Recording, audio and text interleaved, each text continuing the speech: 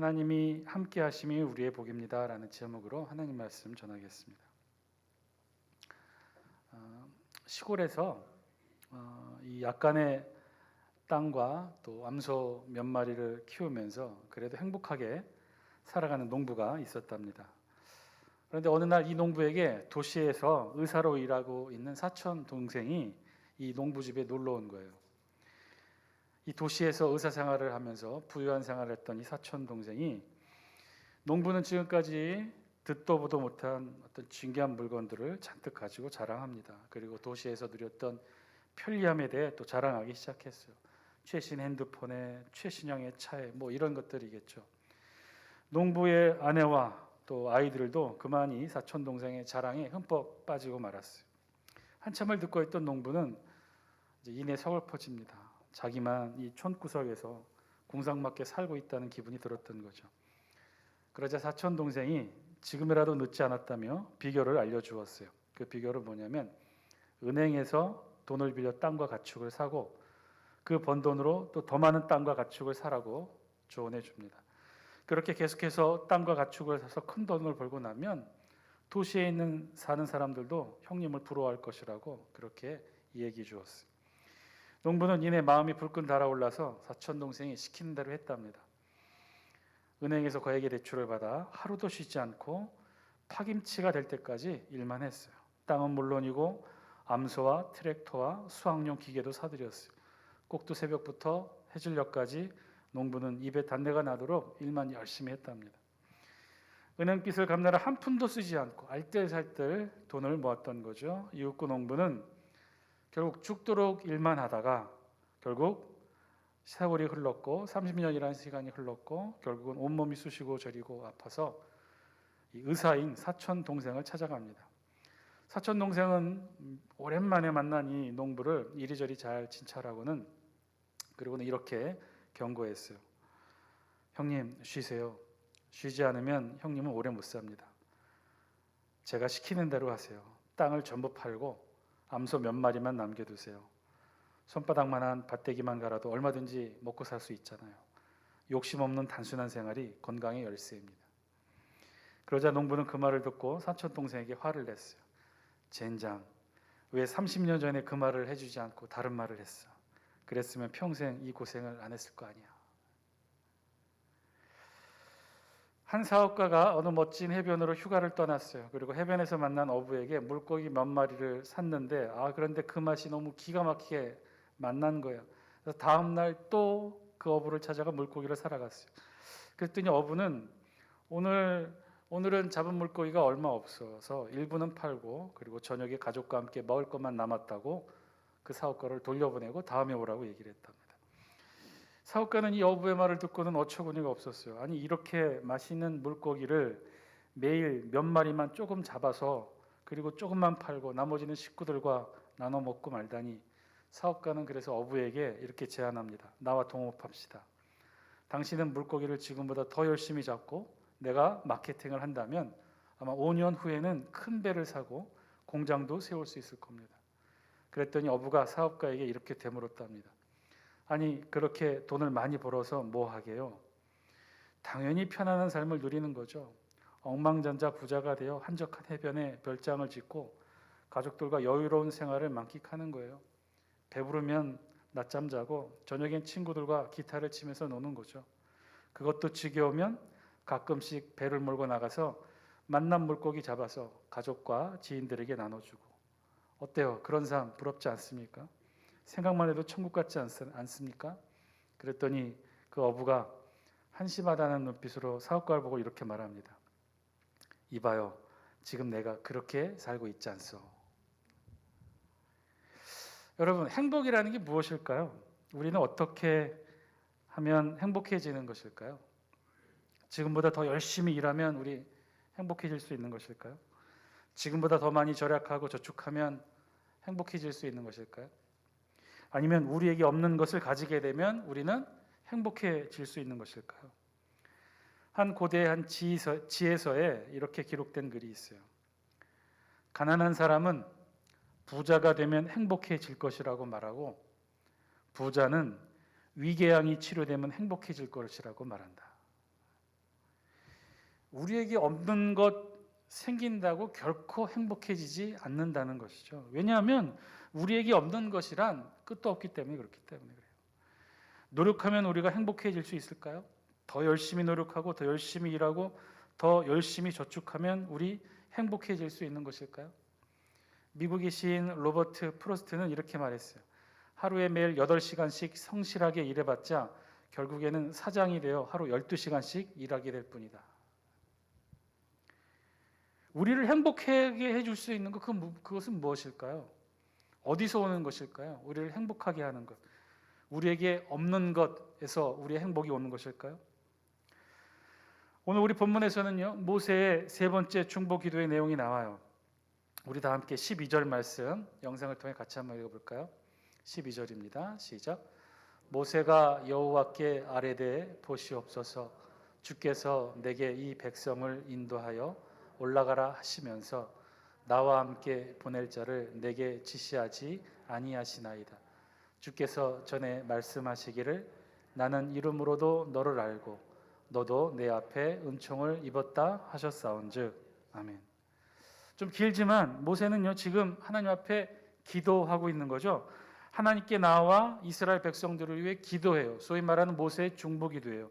즉 그러니까 오늘 본문에 나오는 모세의 중보 기도는요 모세의 세 번째 중보 기도의 내용이에요. 질문이 생기죠.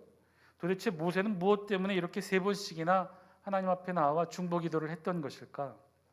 이 간절한 모세의 세 번에 걸친 중보 기도의 이야기의 시작은요 바로 33장, 33장 앞에 있는 32장 출애굽 이후 이스라엘 백성들에게 일어난 가장 커다란 사건으로부터 시작합니다. 그 사건이 무엇인가요?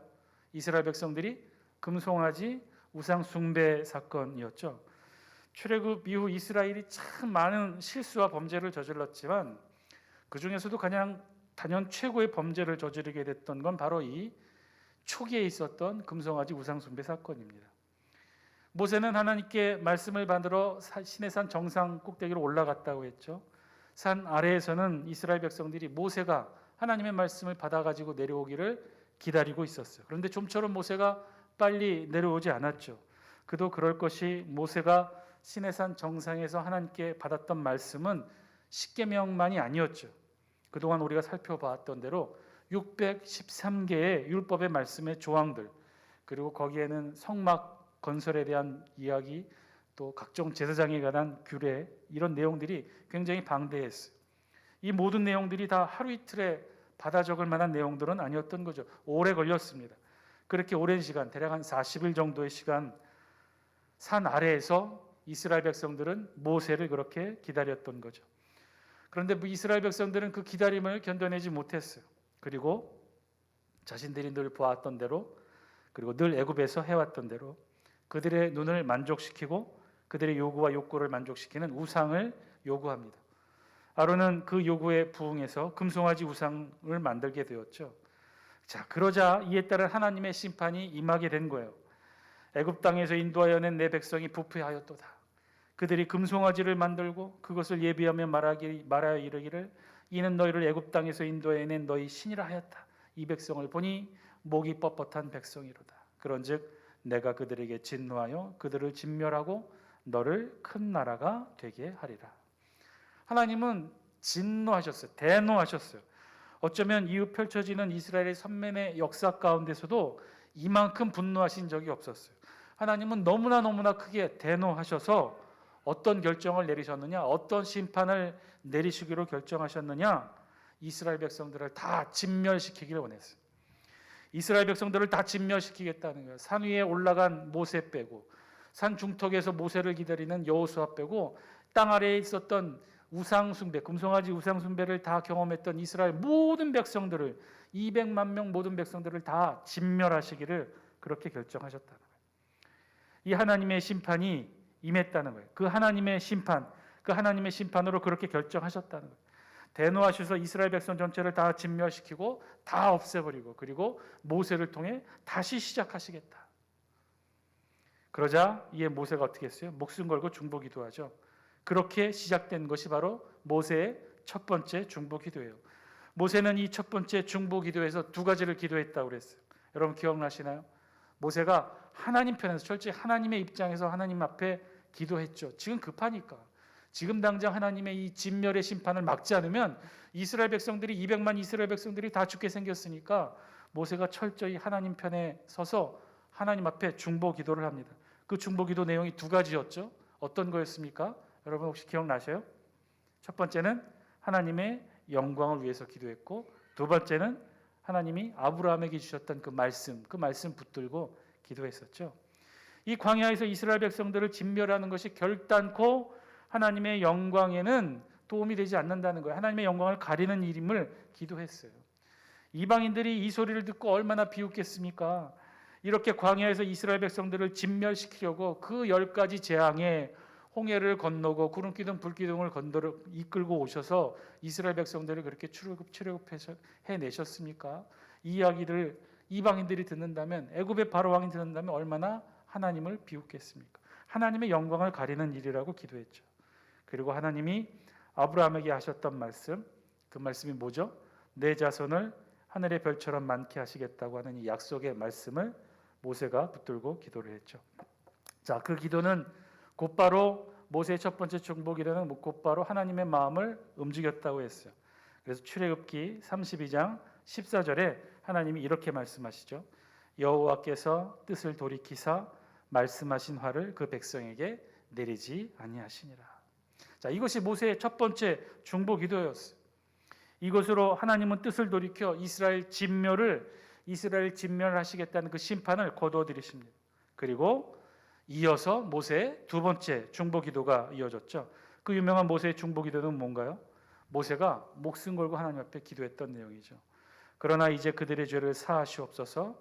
그렇지 아니하시오면 원하건대 주께서 기록하신 책에서 내 이름을 지워버려 주옵소서. 생명책에서조차 지워달라고 하는 목숨을 건 모세의 두 번째 중보 기도. 이 모세의 간절한 기도에 하나님이 또다시 움직이시죠. 그렇게 해서 모세가 얻어낸 것이 무엇인가요? 우리 영상을 통해 33장 1절 말씀 우리 같이 한번 읽겠습니다. 시작.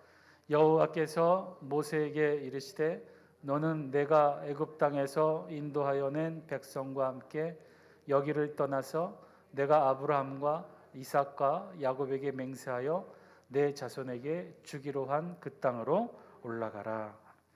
그럼 모세가 두 번째 중보 기도를 통해 목숨을 걸고 얻어낸 것이 무엇인가요?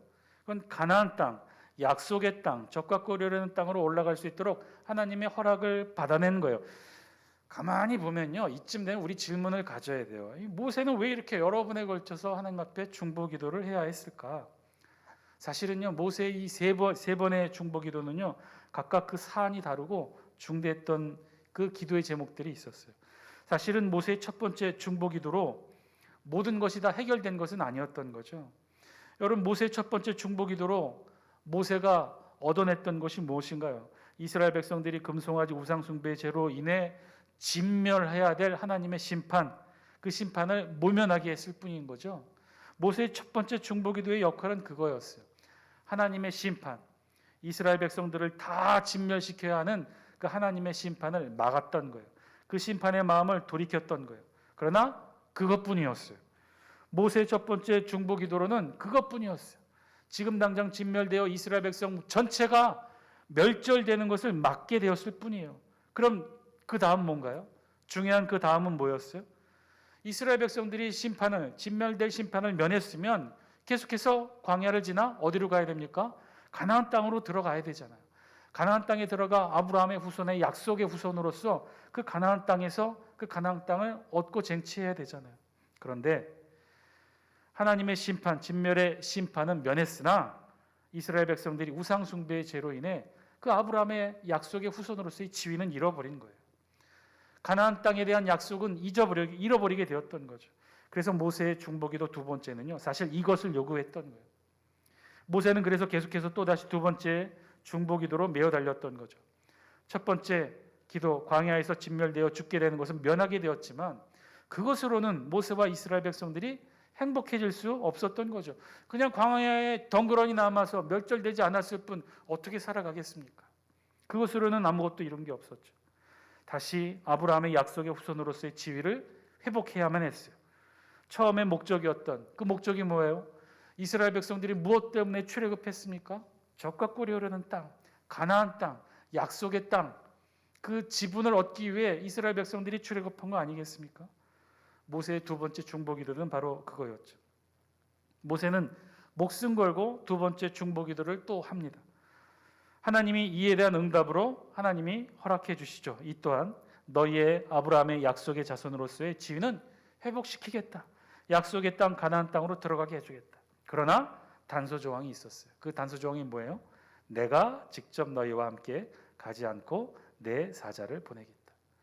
내 사자를 너보다 앞서 보내서 가나안 사람과 아모리 사람과 헷 사람과 브릿 사람과 히위 사람과 여부스 사람을 대신 쫓아내고, 그러나 나는 너희와 함께 올라가지 않겠다. 너희가 가나안 땅에 들어가는 것은 허락하겠다. 그러나 내가 너희와 함께 가지는 않겠다. 그 이유는 33장 3절 말씀을 통해 계속해서 이렇게 말씀하셔요. 우리 영상을 통해 33장 3절 말씀도 함께 읽겠습니다. 시작. 너희를 적과 꿀이 흐르는 땅에 이르게 하려니와 나는 너희와 함께 올라가지 아니하리니 너희는 목이 곧은 백성인즉 내가 길에서 너희를 진멸할까 염려함이니라 하시니. 너희를 적과 꿀이 흐르는 땅에 들어가도록 하겠다. 모세의 중보기도를 통해 용서할 테니 가나안 땅에 들어가도록 허락하겠다. 모세의 두 번째 중보기도도 사실은 하나님의 마음을 움직였어요. 그래서 모세는 두 번째 중보기도를 통해 아주 중요한 것을 얻어냈죠. 이스라엘 백성들이 우상 숭배의 죄로 잃어버렸던 아브라함의 후손의 약속의 자손의 지위를 다시 얻게 돼요. 그래서 광야에서 다시 하나님이 원하셨던 약속의 땅, 적과 꿀이 흐르는 땅으로 들어갈 수 있도록 하나님의 허락을 얻죠. 자, 사실은 여기까지가 모세의 두 번째 중보기도의 결실이었어요. 금송아지 우상 숭배로 아브라함의 약속의 자손으로서의 지위를 다 잃어버렸는데 모세의 두 번째 중보기도로 그 잃어버린 약속의 후손의 지위를 회복했어요. 약속의 땅 가나안 땅에 잃어버린 지분을 다시 되찾을 수 있어요. 그리고 하나님이 보내주시겠다고 약속했고 그것도 아주 친절하게 사자를 미리 보내서 그 땅에 먼저 거주한 가나안 육족속을 쫓아내 주시겠다고 하나님이 약속까지, 또 다른 약속까지 해주셨죠. 자, 사실 그거면 된 거 아닙니까? 잃어버린 가나안 땅 지분을 다시 찾아서 가나안 땅에 들어갈 수 있게 된 것, 그러면 다 된 거 아닌가요? 모세의 첫 번째 중보기도와 두 번째 중보기도로 이스라엘은 사실상 잃어버린 모든 것들을 다 되찾았죠. 그러면 된 거 아닌가요? 그런데 오늘 본문에 보니 모세는요, 이제 세 번째 중보기도를 합니다. 또다시 하나님께 매어달리며 기도한 거죠. 자, 그러면 모세는 이 세 번째 중보기도를 통해 무엇을 구하고 있었던 것일까요? 이것이 오늘 말씀의 정말 중요한 핵심이에요. 우리 다 함께 12절 말씀 영상을 통해 같이 한번 읽겠습니다. 12절입니다. 시작. 모세가 여호와께 아뢰되 보시옵소서 주께서 내게 이 백성을 인도하여 올라가라 하시면서 나와 함께 보낼 자를 내게 지시하지 아니하시나이다. 주께서 전에 말씀하시기를 나는 이름으로도 너를 알고 너도 내 앞에 은총을 입었다 하셨사온즉. 아멘. 좀 12절 말씀이 좀 긴 내용을 포함하고 있는데요. 그런데 하여튼 중요한 사실은요, 이거예요. 주께서 내게 이 백성을 인도하여 올라가라 하시면서 모세가 여호와께 이르되 보시옵소서 주께서 내게 이 백성을 인도하여 올라가라 하시면서, 그러면서 하셨던 말씀이 있다는 거죠. 나와 함께 보낼 자를 내게 지시하지 아니하셨나이다. 자, 가나안 땅에 들어갈 수 있도록 허락하신 건 알겠습니다. 그건 감사합니다. 그러나 그것으로는 부족합니다. 무엇이 부족하냐? 나와 함께 보낼 자를 내게 지시하지 아니하셨나이까. 도대체 모세는요, 이 세 번째 중보기도를 통해 무엇을 구하고 있는 것일까요? 이게 사실은 제일 중요해요. 모세의 첫 번째, 두 번째 중보기도도 중요했지만 그것으로 이스라엘 백성들이 얻은 건 놀랍고 큰 것이지만 진짜 중요한 건 이 세 번째 중보기도였죠. 도대체 모세는 이 세 번째 중보기도를 통해 무엇을 하나님께 구하고 있는 것일까요? 나와 함께 보낼 자, 나와 함께 보낼 자를 내게 지시하지 아니하셨나이까? 즉 지금 모세는 나와 함께 보낼 자를 구하고 있는 거예요. 이게 누굴까요? 나와 함께 보낼 자가 누굴까요? 혹시 하나님께서 함께 보내시겠다고 약속한 2절 말씀에 기록된 사자였나요? 2절에 뭐라고 그랬어요? 내가 사자를 너보다 앞서 보내어 가나안 육족속을 쫓아내겠다. 하나님께서 그렇게 말씀하셨죠. 그럼 혹시 지금 아브라함 이 모세는 이 사자를 찾고 있는 건가요? 어떤 사자인지를 하나님께 묻고 있었던 것일까요? 그러나 이는 하나님의 사자인 것이죠. 천사였을 거예요. 하나님의 뜻과 그 마음을 대신할 하나님의 도구이지 모세와 함께할 자는 아니었던 거죠. 그리고 하나님은요 그 사자를 이미 보내시겠다고 약속하셨어요. 그러니 12절에서 모세가 또다시 세 번째 중보기도로 하나님께 구할 대상은 아니었어요. 그러면 혹시 모세를 도와 출애굽까지 함께했던 아론을 대신할 또 다른 지도자를 원했던 것 아닐까요? 아론이 왜냐하면 범죄했으니까 그런 범죄한 아론을 대신할 또 다른 지도자, 영적 지도자를 모세가 하나님 앞에 구하고 있었을까요? 아니요, 그렇지 않아요. 이 두 가지 모두 다 아닌 것이 이후 13절 이후 말씀을 보면요, 모세를 도와 모세와 함께할 천사나 아론을 대신할 또 다른 영적 지도자를 언급하고 있지 않아요. 왜냐하면 이후 말씀에서 강조되는 부분은요, 천사나 아론을 대신할 사람이 아니기 때문에. 그럼 무엇일까요? 13절부터 우리 본문 17절까지 끊임없이 이야기하고 있는 주제는 무엇일까요? 지금 모세는요, 굳이 세 번째 중보기도를 통해 끝까지 구하고 있는 것이 있어요. 그것이 무엇일까? 그것은요, 13절부터 17절까지 여러 번 반복해서 나타나는 하나의 단어를 통해 찾을 수가 있어요. 12절 후반절에서도 마찬가지고 13절에서도 그렇고요, 16절에서도 그렇고 17절에서도 그렇고 계속해서 공통적으로 반복되어 나타나는 단어가 있어요. 그것이 무엇인가요? 우리 다 함께 13절 말씀 통해서 한번 찾아볼까요? 13절입니다. 함께 읽습니다. 시작. 내가 참으로 주의 목전에 은총을 입었사오면 원하건대 주의 길을 내게 보이사 내게 주를 알리시고 나로 주의 목전에 은총을 입게 하시며 이 족속을 주의 백성으로 여기소서. 여러분, 그 단어가 무엇인가요? 은총이에요. 은총. 이는 12절 하반절에서도 내 앞에 은총을 입었다 하셨사온즉 16절에서도 주의 목전에 은총을 입은 줄을 무엇으로 알리까? 17절에서도 너는 내 목전에 은총을 입었고, 은총을 입었다는 거예요. 지금 12절부터 17절까지 오늘 우리 본문에 반복적으로 나타나고 있는 단어는요, 은총이에요. 한마디로 은총을 입었다는 거죠. 지금 모세가 하나님 앞에 계속해서 간구하는 내용은 하나님 앞에 자신이 은총을 입었고 이스라엘 백성도 은총을 입었다는 거예요. 모세 자신은 지금 은총을 입고 있었다는 거죠. 하나님께 은총을 입었다는 거예요. 은총이라는 히브리어 단어 헨이라는 단어는요, 영어의 그레이스에 해당합니다. 그런데 이는 히브리어에서 좀 더 독특한 두 개의 단어로 나뉘어 쓰이고 있어요. 헨이라는 단어와 헤세드라는 단어인데, 헤세드는 친절, 연민, 궁율 이런 뜻이에요. 그런데 반면에 헨이라는 단어는요, 편파적인 사랑, 일방적인 은혜 이런 단어를 뜻해요. 그런데 오늘 본문에 나와 있는 이 은총이라는 단어 히브리어로 뭘로 기록되어 있느냐? 헨이라는 단어로 기록되어 있어요. 오늘 본문의 은총은 바로 이 헨이라는 거죠. 하나님의 편파적이고 일방적인 은혜와 사랑이 바로 은총이라는 거예요. 그리고 이 은총을 받은 자들은 어떤 특징이 있느냐? 13절 말씀에 보니까 뭐라고 기록되어 있어요? 주의 길을 내게 보이사 내게 주를 알리시고. 하나님의 은총을 입은 자들은요, 하나님이 그 길을 보여주시고 하나님이 그 길을 인도해 주신다는 거예요. 그래서 이런 은총을 받은 백성을 무엇이라고 하느냐? 주의 백성이라고 한다는 거예요. 암 메카, 나의 백성, 당신의 백성이란 뜻이에요. 하나님의 백성의 가장 큰 상징은 그래서 은총이라는 거예요. 하늘에 하나님의 은총을 받은 자들은 그래서 하나님이 친히 길을 보여주시고 인도해 주시고 누구의 백성으로 삼으신다고요? 당신의 백성으로 삼으신다는 거예요. 자, 지금 모세는요, 바로 이것을 하나님께 간구하고 있는 거죠. 하나님, 우리 모두는 하나님의 은총을 받은 자들 아닙니까? 그렇다면 하나님의 은총을 입었다는 것은 하나님이 길을 알려주실 뿐만 아니라 하나님이 친히 이 백성의 하나님 되신다는 거 아닙니까? 그러니까 이 족속을 주의 백성으로 여기소서, 이 족속을 하나님의 백성으로 삼아 주옵소서. 이 모세의 중보기도를 들은 하나님이 그래서 말씀하셔요. 우리 14절 말씀 영상을 통해 함께 읽습니다. 시작. 여호와께서 이르시되 내가 친히 가리라, 내가 너를 쉬게 하리라. 아멘. 하나님은요, 이 세 번째 중보기도에, 모세의 중보기도에 응답하셔요. 내가 친히 가리라. 그러니까 12절에서 나와 함께 보낼 자를 모세가 세 번째 중보기도로 첫 포문을 열며 하나님께 간구했던 나와 함께 보낼 자는 누구를 말하는 거예요? 천사가 아니었어요. 모세를 대신할 다른 영적 지도자가 아니었어요. 누구예요? 모세와 함께할 하나님을 구하고 있었던 거예요. 왜냐?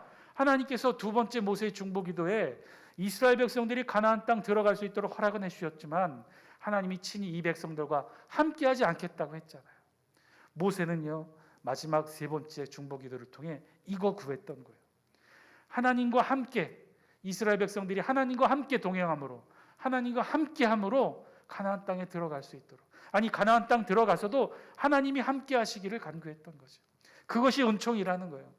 모세가 하나님 앞에 간절히 메어 달리며 하나님의 간절한 기도로 하나님을 붙잡았던 건 뭐냐면 하나님이 우리를 은총으로 베풀어 주셨사오니 그 은총에 맞도록, 은총이라는 단어에 합당하도록 우리와 함께하여 주옵소서. 우리를 당신의 백성 삼아 주옵소서. 이 모세의 세 번째 중보 기도에도 그래서 하나님이 친히 함께 동행하시겠다고 약속을 해주셨던 거죠. 사랑하는 장수교 성도 여러분, 오늘 말씀을 통해 우리에게도 주신 하나님의 음성 저와 여러분들이 들을 수 있게 되길 바랍니다. 하나님은요, 오늘 말씀을 통해 아주 중요한 사실을 저와 여러분들에게 알려주고 계셔요. 모세의 세 번에 걸친 중보 기도를 통해 우리에게 너무나 소중한 것을 알려주고 계셔요. 그것은요, 하나님의 은총이 무엇인가 하는 것이에요. 하나님의 은총, 하나님의 편파적인 은혜와 사랑은 도대체 무엇인가? 우리에게 그 하나님의 은총은 무엇인가? 우리에게도 다 하나님의 은총이 있지 않습니까? 하나님이 저와 여러분들을 하나님의 은총으로, 편파적인 하나님의 사랑과 은혜로 여러분들을 입어주셨다고 그랬어요. 입혀주셨다고 그랬어요. 감싸 안아주셨다고 했어요. 이 땅에 살아가는 우리 모든 그리스도인들은, 하나님의 백성은 이 하나님의 은총을 받아 누리고 있어요. 모세가 하나님께 강변하며 기도한 것이 그 내용 아닙니까? 12절 하반절에 보면요, 이렇게 기록되어 있어요. 우리 영상을 통해 12절 하반절 우리 같이 한번 읽어볼까요? 주께서부터 12절 하반절입니다. 12절입니다. 우리 주께서 밑에서 세 번째 줄에 있네요. 주께서부터 시작. 주께서 전에 말씀하시기를 나는 이름으로도 너를 알고 너도 내 앞에 은총을 입었다 하셨사온즉. 아멘. 하나님께서 우리에게 은총을 주시지 않았습니까? 하나님께서 우리에게 축복을 주시지 않았습니까? 하나님께서 우리에게 행복을 주시지 않았습니까? 그런데 그것이 무엇입니까? 하나님이 우리에게 주신 축복, 행복, 은총이라는 것이 도대체 무엇인가요? 무엇인가 하는 것이냐? 하나님의 진멸의 심판을 면함받는 것인가요? 하나님께 죄 용서함을 받는 것인가요? 그래서 가나안 땅에 들어가는 것인가요? 젖과 꿀이 흐르는 땅, 약속의 땅에 도달하기만 하면 다 되는 것인가요? 홍해를 건너 요단강 건너 가나안 땅에 들어가면 그것으로 끝인가요? 여러분, 이스라엘 백성들이 정말 그랬어요? 요단강 건너 가나안 땅에 들어가서는 그때부터 이스라엘 백성들이 행복 시작, 불행 끝으로 살아갔습니까? 아니요, 절대로 그렇지 않잖아요. 가나안 땅에서도, 젖과 꿀이 흐르는 약속의 땅에서도 이스라엘은요, 어떤 때에는요 충분히 불행했어요. 죄를 짓고 가족을 잃고 배고픔을 경험하고 충분히 애굽에서 느꼈던 불행의 시간들을요, 가나안 땅 약속의 땅에서도 아주 충분히 경험하게 돼요. 그 이야기가 뭔가요? 우리에게 축복, 은총, 행복이라는 것은요, 가나안 땅이 아니라는 거예요. 젖과 꿀이 흐르는 땅이 아니라는 거예요. 하나님의 진멸의 심판에서 죽게 되는 것을 면하게 된 것, 그것도 우리에게는 축복과 은총이 아니라는 거예요. 우리에게 진짜 행복이 무엇인가요? 저와 여러분들이 그렇게 원하고 소망하고 사모하는 행복, 은총, 그 축복이 어떤 것인가요? 우리에게 없는 것, 우리에게 부족한 것, 그것이 채워지면 우리 다 행복해질까요?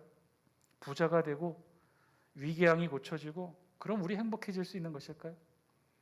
오늘 말씀은 그것이 아니라고 말씀하고 있어요. 그렇게 해서는요, 우리가 행복해지는 것이 절대로 아니라고 말씀하고 있는 거예요. 우리에게 행복은요, 우리 다 함께 16절 말씀, 우리 영상을 통해 같이 한번 읽어볼까요? 16절 말씀입니다. 시작. 나와 주의 백성이 주의 목전에 은총 입은 줄을 무엇으로 알리이까? 주께서 우리와 함께 행하심으로 나와 주의 백성을 천하 만민 중에 구별하심이 아니니까. 우리가 주의 목전에 은총 입은 줄을 무엇으로 알겠습니까? 우리가 하늘의 하나님으로부터 축복받은 줄을 무엇으로 알 수 있겠습니까? 아니, 우리에게 행복이 무엇입니까? 우리가 어떻게 해야 행복해질 수 있습니까? 우리에게 축복이란, 행복이란 과연 무엇입니까? 그것은요, 16절 말씀대로 하나님이 우리와 함께 하심이라는 거예요.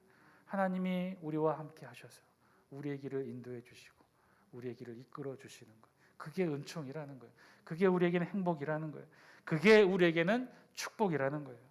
하나님이 우리와 함께 하심이 진짜 행복이고 진짜 은총이라는 거예요. 가나안 땅이 아니라는 거예요. 진멸의 심판에서 목숨이 구원받은 것이 아니라는 거예요. 하나님이 우리와 함께 하셔서 우리의 길과 우리의 길에 동행하시면서 우리를 인도해 주시는 것. 그게 진짜 행복이고 그게 진짜 우리에게는 축복이고 은총이라는 거죠. 우리 다 함께 13절 말씀 같이 한번 읽어볼까요? 13절입니다. 시작. 내가 참으로 주의 목전에 은총을 입었사오면 원하건대 주의 길을 내게 보이사 내게 주를 알리시고 나로 주의 목전에 은총을 입게 하시며 이 족속을 주의 백성으로 여기소서. 아멘. 모세가 말하는 진짜 은총이란 이런 거죠. 주의 길을 내게 보이시고 내게 주를 알려주시고 이 족속을 주의 백성으로 여기시는 것.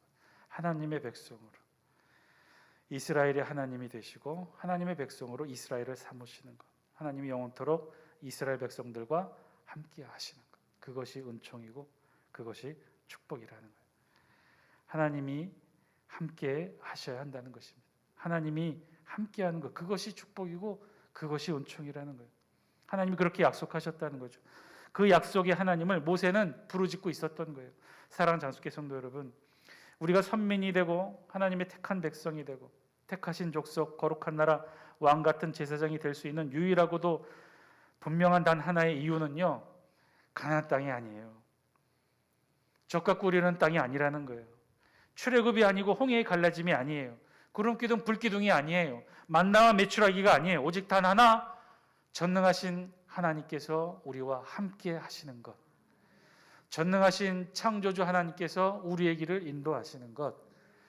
만물을 이끄시는 전능하신 하나님께서 우리 가족들을 섭리하시고 다스리시는 것. 우리 일터를 붙드시고 우리 가정을 붙들어 주시고 병상의 환우들을 하나님께서 붙드시고 치유하시는 것. 그 하나님이 우리와 함께 하시는 행보 하나하나가 사실은 우리에게 축복이고 우리에게 행복이고 우리에게 은총이라는 거죠. 우리가 아무리 죄를 짓고 우상숭배의 어리석음으로 죄를 지어도 하나님 보시기에 너무나 미련하고 답답하고 죄송스럽고 송구해도 우리 이것만은 알아요. 우리가 우리 되는 유일한 은총과 축복은요, 내 손 안에 있는 만나 메추라기가 아니라는 거예요. 우리가 붙들고 있는 가나안 땅, 젖과 꿀이라는 땅이 아니라는 거예요. 하나님이 우리와 함께 하십니다. 하나님이 함께 하심으로 우리에게는 그것이 곧 축복이고 은총이고 행복인 줄 믿습니다. 이런 모세의 기도에 하나님이 말씀하셔요. 우리 14절 말씀 같이 한번 읽습니다. 시작. 여호와께서 이르시되 내가 친히 가리라 내가 너를 쉬게 하리라. 아멘. 이 저녁 우리에게 주시는 하나님의 음성 저와 여러분들이 듣게 되길 바랍니다. 우리에게 정말 기쁘고 즐겁고 행복한 하늘의 은총이 무엇일까? 우리에게 정말 어떤 것이 행복이고 어떤 것이 축복일까? 어떤 것이 우리가 일생을 걸고 쫓아야 되는 것일까? 자녀가 잘 되고 농사가 잘 되고 사과가 잘 팔리고 사업이 잘 되고 물질이 넘치고, 물론 그런 것도 행복의 한 조건이 될 수는 있겠죠. 그런데 그런 것들은요, 우리가 누리는 온전한 축복이라고 불리기에 너무나 부족해요. 그런 것들은요, 잘 돼도 걱정, 안 돼도 걱정이죠. 사과 농사가 잘 돼도 걱정, 안 돼도 걱정이에요. 자녀가 잘 돼도 걱정, 안 돼도 걱정이에요. 너무 잘난 자녀는요, 더 이상 내 자녀가 아니잖아요. 하나님 앞에 오늘 저녁에, 이 저녁에 저와 여러분들 함께 기도하기를 원합니다. 진짜 우리가 원하는 축복, 진짜 우리에게 소중한 은총, 진짜 우리가 붙들고 모세처럼 목숨 걸고 하나님 앞에 간구해야 될 것이 무엇인지 이 저녁 저와 여러분들 함께 기도하기를 바랍니다. 그거는요, 우리 손 안에 있는 만나 메추라기 아니라고 그랬어요. 젖과 꿀에는 가나안 땅도 아니라고 그랬어요. 진짜 중요한 건 하나님이 우리와 함께 하심이에요. 하나님이 우리와 함께 동행하심이에요. 그래서 하나님이 우리의 길을 인도해 주시고 우리를 이끌어 주심이에요. 그 하나님의 진짜 참된 은총, 그 하나님의 진짜 축복, 오늘 이 저녁에 저와 여러분들이 간구함으로 모세의 세 번째 중보 기도와 같은 기도를 하게 되기를 주의 이름으로 간절히 축원드립니다.